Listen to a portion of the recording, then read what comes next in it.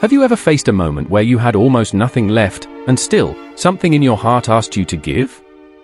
There was a time when the land of Israel was in crisis. The skies had shut, and no rain had fallen for years. Crops failed, rivers dried up, and hunger spread everywhere. This famine didn't stop at Israel's borders, it reached nearby regions too, including a small town called Zarephath. In that town lived a widow. Life was already difficult for her. Without a husband, there was no steady support, no protection, and very little means to survive. And now, with the famine, things had become unbearable. She had a son, and every day she watched him grow weaker from hunger. One day, she went out to gather a few sticks.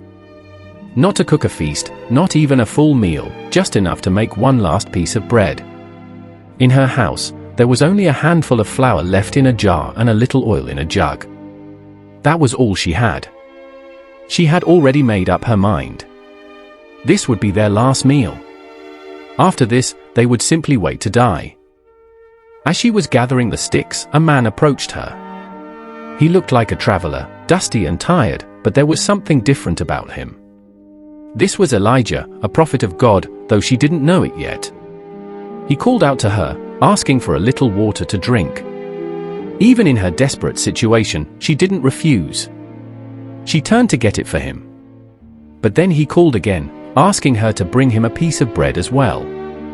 That stopped her.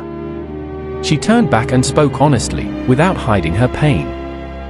"As surely as the Lord your God lives," she said, "I don't have any bread, only a handful of flour in a jar and a little oil in a jug. I'm gathering these sticks to take home and make a meal for myself and my son, that we may eat it and die." She wasn't exaggerating. This was her reality. Then Elijah said something unexpected. "Don't be afraid. Go home and do what you've said.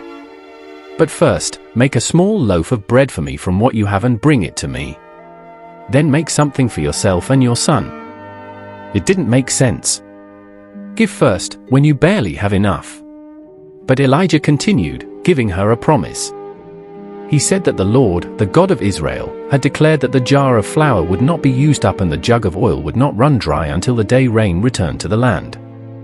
Now she had a choice. She could hold on tightly to the little she had, or she could trust the word of this man. Fear told her to keep it. But somehow, she chose faith. She went home, took what little flour and oil remained, and instead of making food for herself and her son first, she made bread for Elijah. She gave when it made no sense to give. She trusted when there was no visible reason to trust. After serving him, she went back to her jar of flour. There was still some left.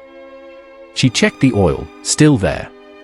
The next day, there was enough again. And the day after that. And the day after that. The flour did not run out. The oil did not run dry.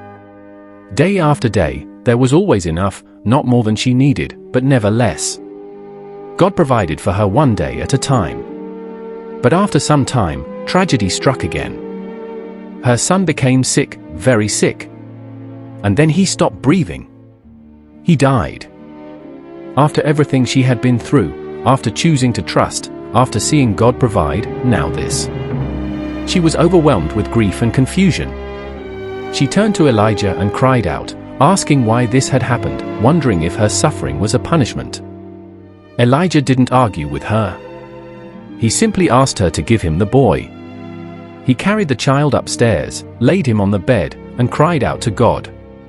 He prayed with deep desperation, asking God to bring the boy's life back. And God answered. Life returned to the child. He began to breathe again. Elijah carried him downstairs and gave him back to his mother. "Look," he said, "your son is alive." In that moment, everything changed for her. She looked at Elijah and realized that he truly was a man of God, and that the word of the Lord he spoke was true. This story is more than a miracle of food. It's a story of faith in the middle of fear, of giving when you feel empty, and of trusting God when nothing makes sense. Sometimes faith looks small, like a handful of flour and a drop of oil. Sometimes it looks like choosing to give when everything in you wants to hold back.